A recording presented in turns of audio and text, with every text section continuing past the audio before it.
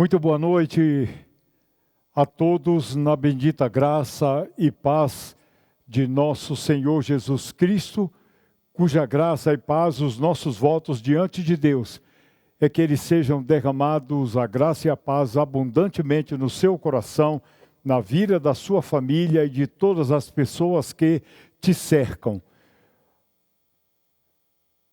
Mais uma vez estamos para adorarmos a presença de Deus, ouvirmos a sua voz pela sua bendita palavra e orarmos colocando diante de Deus os assuntos da nossa vida.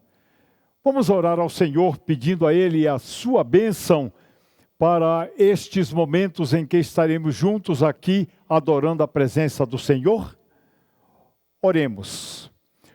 Amado Pai Celestial, nós lhe agradecemos a tua presença em nossa vida, pelo Evangelho de Cristo, poder do Senhor para salvar todo aquele que crê. Pela presença do teu Espírito Santo dentro de nós, habitando dentro de nós para nos guiar, não somente em toda a verdade, mas nos consolar nas dificuldades e nos desconsolos desta vida. Senhor amado, estamos diante de Ti para Te adorar em espírito e em verdade, adorar de todo o nosso coração.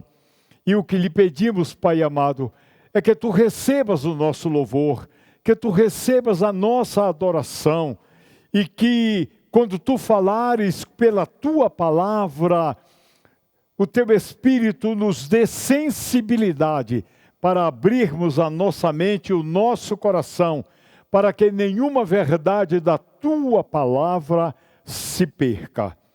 Aceita, pois, o culto que nós preparamos para Te oferecer e o fazemos em nome do Senhor Jesus Cristo.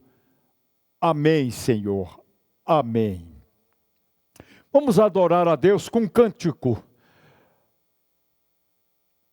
Como diz-nos a palavra de Deus na carta de Tiago, está alguém contente? Cante louvores. Então, com contentamento em nossos corações, adoremos ao nosso Deus com cânticos. Cantemos.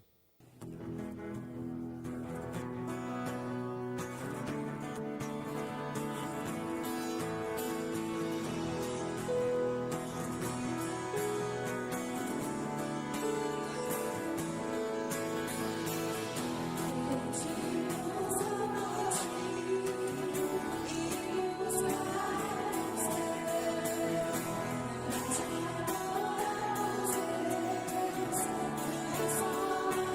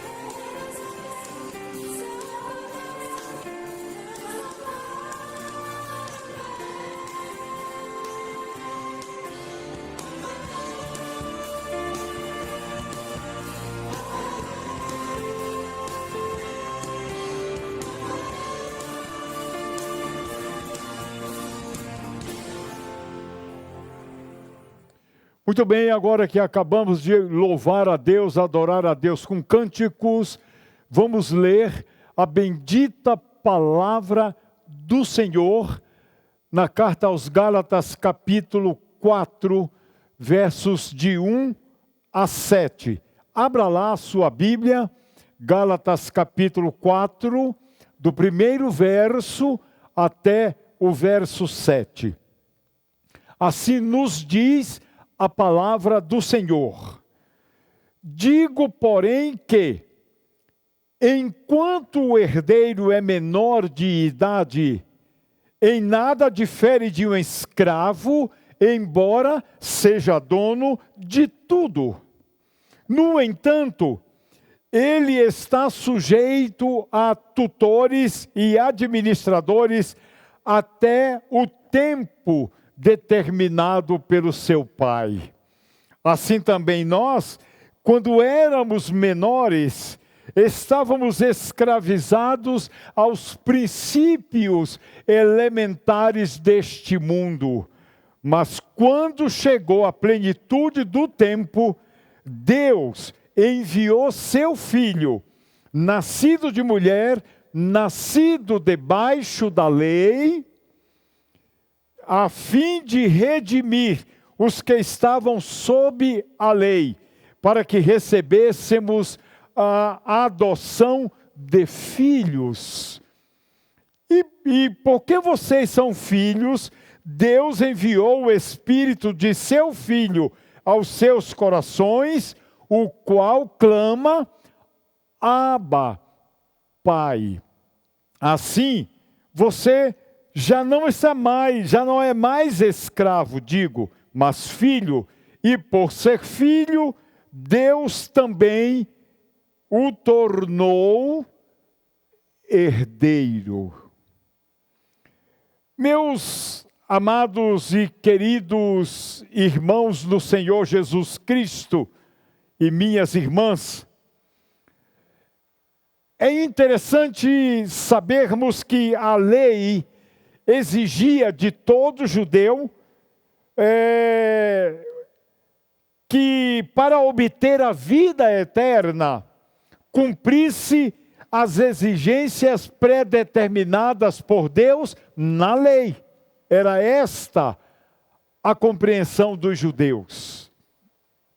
No entanto, ninguém jamais pôde fazê-lo, exceto o Senhor Jesus Cristo. Ou seja, nenhum ser humano na face da terra conseguiu cumprir todos os aspectos da lei, a não ser o próprio e unigênito Filho de Deus, o Senhor Jesus Cristo.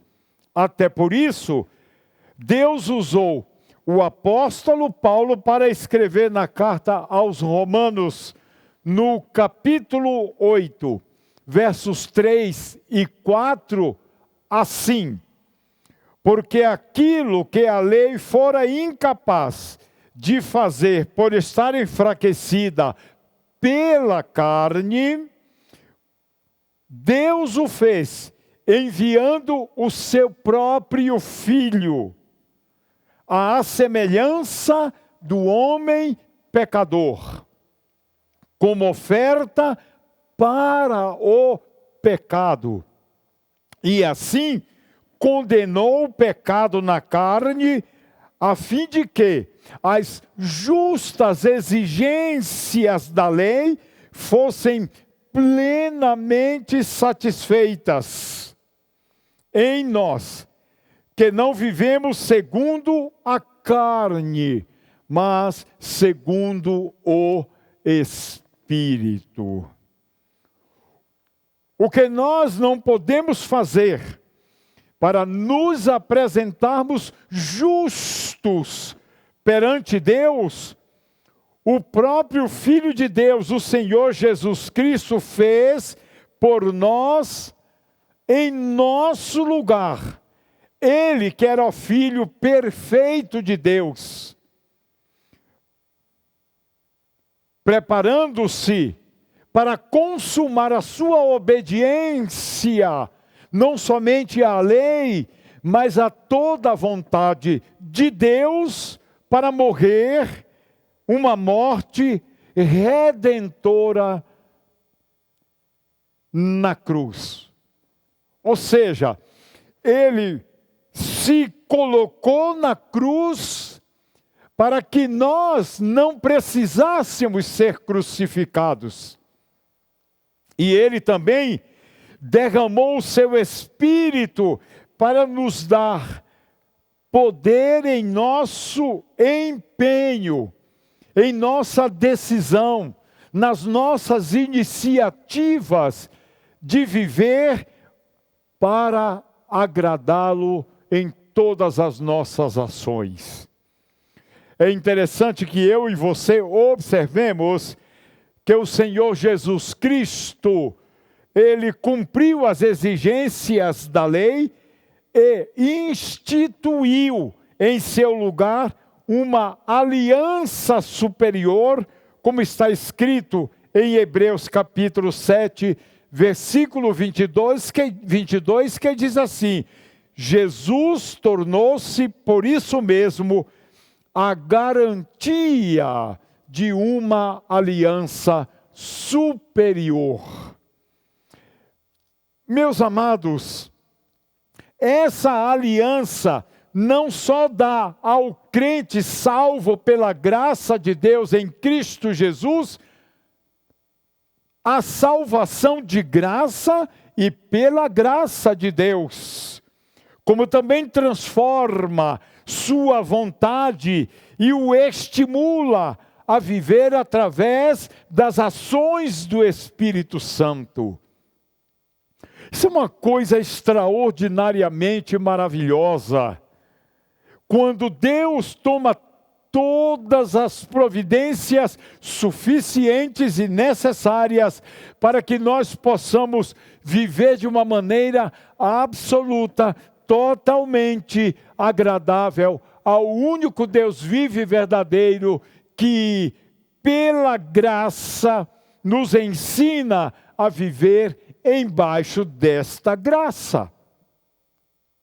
Nós devemos dar a Deus o nosso louvor, a expressar a Ele a nossa gratidão, a nossa adoração, e rendermos toda a glória, porque os cristãos não estão sob a lei de Moisés, mas sob a lei do Evangelho, a lei da graça e a lei do Espírito de Deus, que no crente habita. Então, agora, estamos sujeitos à lei do Espírito da vida, em Cristo Jesus, que nos livrou da lei do pecado e da morte, como está escrito em Romanos capítulo 8, versículo 2. Mais adiante, aqui na carta aos Gálatas, o apóstolo Paulo fará alusão a isso como a lei de Cristo, a qual se baseia no amor ao próximo. E lá na carta aos Gálatas, capítulo 6, no versículo 2, Deus se expressou assim: levem os fardos pesados uns dos outros, e assim cumprireis a lei de Cristo. Isso é contrário à natureza humana afetada pelo pecado.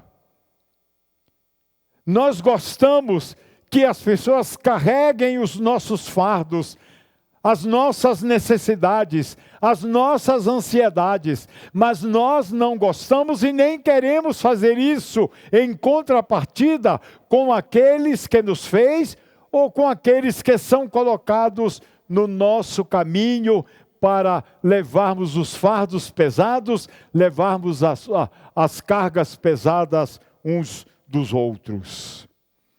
Os versículos 4 e 5 do texto lido diz assim: mas quando chegou a plenitude do tempo,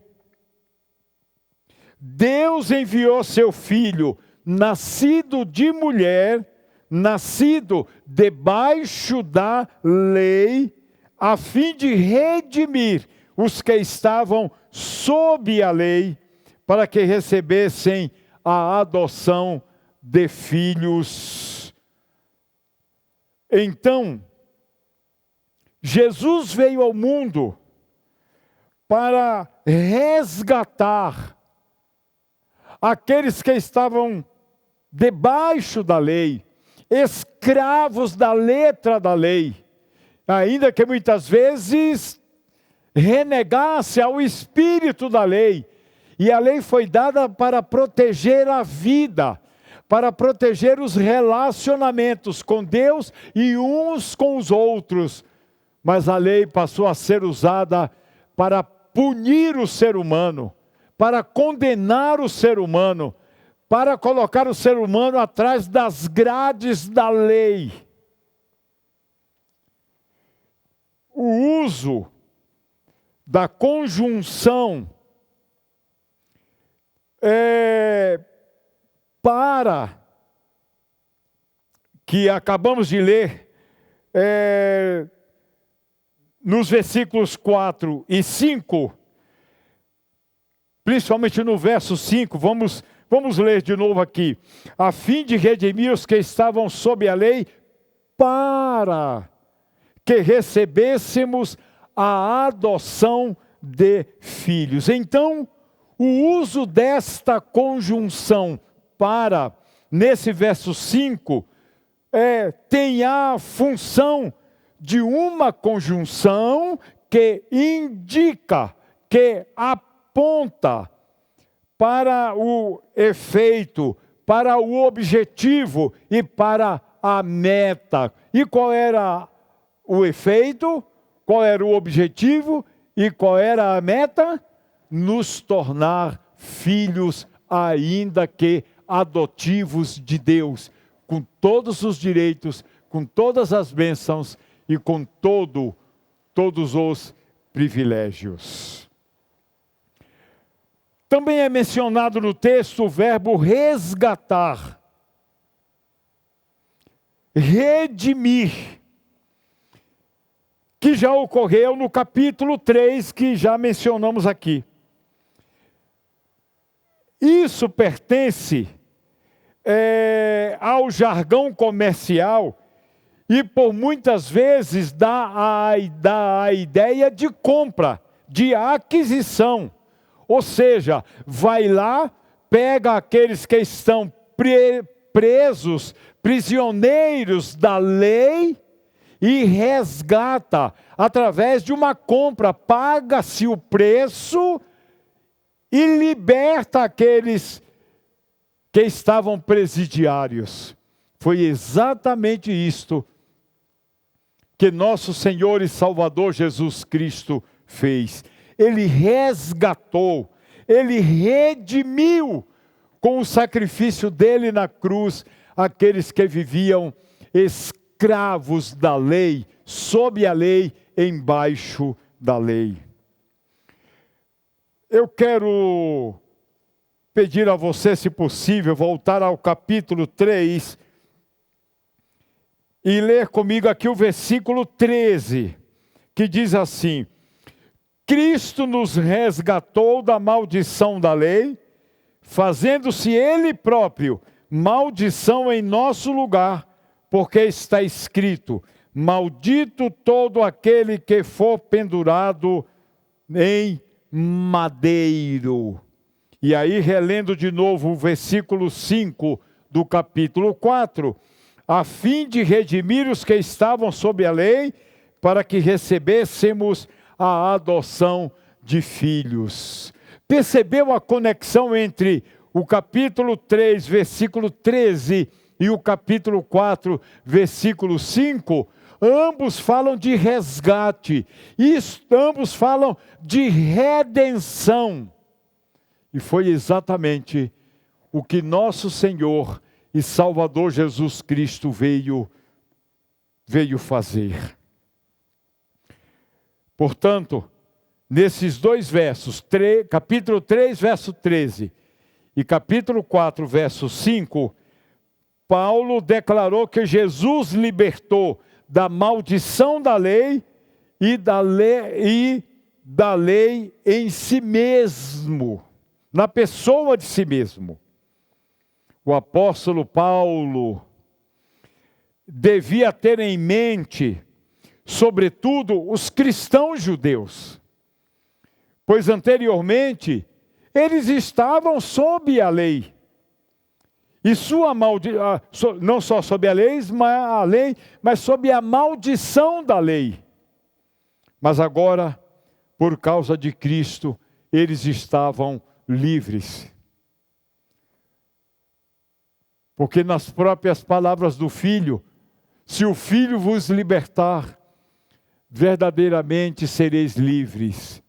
E conhecereis a verdade, e a verdade vos libertará. O resgate dos crentes no Senhor Jesus Cristo, tanto os cristãos gentios, do seu fútil procedimento, da sua fútil maneira de viver, e os judeus da escravidão da lei, é abordado em outro texto do Novo Testamento, que é a primeira carta de Pedro, capítulo 1, versos 17, 18, 19 e 20. Olha só o que esses 4 versos nos dizem. Verso 17. Uma vez que vocês chamam Pai aquele que julga imparcialmente as obras de cada um, portem-se com temor durante a jornada terrena de vocês. Pois vocês sabem que não foi por meio de coisas perecíveis, como prata e ouro, que vocês foram redimidos da vossa maneira de viver, que por tradição vocês receberam de vossos pais, mas com o precioso sangue de Cristo, de um cordeiro sem mancha e sem defeito, conhecido antes da criação do mundo, porém revelado nestes últimos tempos a favor de vocês. Meus amados, a segunda frase propositiva no versículo 5 de Gálatas 4, que determina porque Jesus veio ao mundo, é a fim de que recebêssemos a adoção de filhos. De filhos. Ou seja, se Jesus não tivesse vindo, nenhuma possibilidade de adoção haveria, nenhuma possibilidade de adoção aconteceria. Mas Jesus veio para que, com o sacrifício dele na cruz, todas as possibilidades de adoção pudesse ser consumada nos que crescem no Senhor Jesus Cristo como Salvador da alma, como Senhor da vida e como Filho unigênito do Pai. Jesus, com o sacrifício dele, depois de libertar aqueles que estavam escravizados sob a lei, o plano de Deus era adotá-los e aceitá-los como filhos. Essa é uma declaração mais clara, essa é uma declaração mais clara do que a que Paulo manifestava em Gálatas 3, 23, 24 e 25, quando disse assim: mas antes que viesse a fé, estávamos sob a tutela da lei e nela encarcerados para essa fé que, de futuro, haveria de revelar-se, de maneira que a lei nos serviu de aio para nos conduzir a Cristo, a fim de que fôssemos justificados por fé. Mas tendo vindo a fé, já não permanecemos subordinados ao tutor. Ou seja, quando a Bíblia nos revelou que a lei estava fora do processo e a fé entrava no lugar da lei, o herdeiro já tinha chegado à maturidade e o pai podia declarar liberto, maduro, para podermos andar livremente a nossa vida em Cristo, com Cristo, por Cristo e para os propósitos de Cristo. A plenitude do tempo mencionada no texto chegou e o resgate ou redenção foi efetuada, foi consumada pela morte e pela ressurreição do Senhor. E aí, é importante que nós leiamos na carta aos Romanos, capítulo 4, algo que está registrado no versículo 25. Lá diz assim: o qual foi entregue por causa das nossas transgressões e ressuscitou por causa da nossa justificação. Gente, que privilégio, que maravilha. Tudo começou em Deus, aconteceu em Deus, foi consumado em Deus, por meio do seu Filho, o nosso Senhor e Salvador, Jesus Cristo. Por isso somos filhos de Deus. Eu quero concluir por hoje, dizendo-lhes que a Bíblia diz que os que creram no Senhor Jesus Cristo como filhos de Deus, como Senhor e Salvador, foram adotados por Deus. A doutrina da adoção, ela é fundamental, porque ela explica a comunhão que os redimidos, que os resgatados desfrutam com o seu Pai celestial.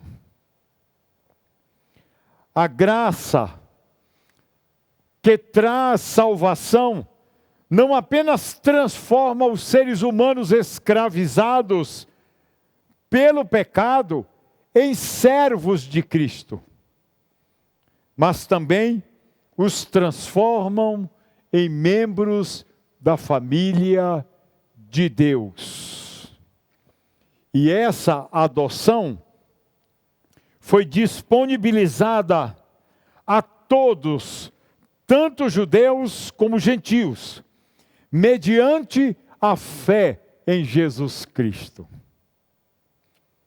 O apóstolo Paulo, em Gálatas 3, versos 26 e 27, dizem assim: pois todos vós sois filhos de Deus, mediante a fé em Jesus Cristo. Porque todos quantos fostes batizados em Cristo Jesus, vos revestistes de Cristo. E aí, isso que está em Gálatas capítulo 3, versos 26 e 27, combinados com o Evangelho de João, capítulo 1, versos 11, 12 e 13, veio para o que era seu, e os seus não o receberam. Mas a todos quantos o receberam, deu-lhes o poder de serem feitos filhos de Deus, a saber, aos que creem no seu nome, os quais não nasceram do sangue, nem da vontade da carne, nem da vontade do homem, mas da vontade de Deus. Do que está falando? De um novo nascimento, até então desconhecido, o nascimento espiritual. O que é nascido da carne é carne. O que é nascido do espírito é espírito. São coisas diferentes. Quando eu nasço da carne, eu nasço com o vírus do pecado, nasço pecador. Quando eu nasço do espírito, o vírus do espírito, que é o próprio espírito, habita dentro de mim. E me abençoa, me fazendo viver pelo espírito. Gálatas 5,16. Andai em espírito, e não cumprireis as concupiscências da carne. Finalmente eu encerro lendo, por favor acompanhe, Romanos capítulo 8, verso 14, 15, 16 e 17. Romanos 8, de 14 a 17, que nos diz assim: porque todos os que são guiados pelo Espírito de Deus são filhos de Deus. Pois vocês não receberam um espírito que os escravize para novamente temer, mas receberam o Espírito que os adota como filhos, por meio do qual clamamos: Abba, Pai. O próprio Espírito testemunha ao nosso espírito que somos filhos de Deus.